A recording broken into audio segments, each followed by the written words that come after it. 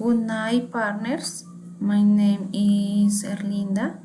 My point of the view on the effects of technology on the environment is that every day more disabled products are manufactured so that people consume more, but environmental damage is not taken into account.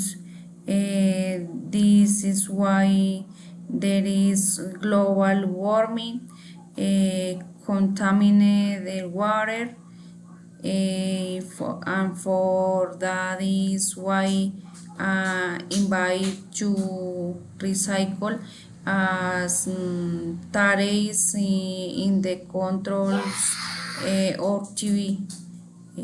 Thank you.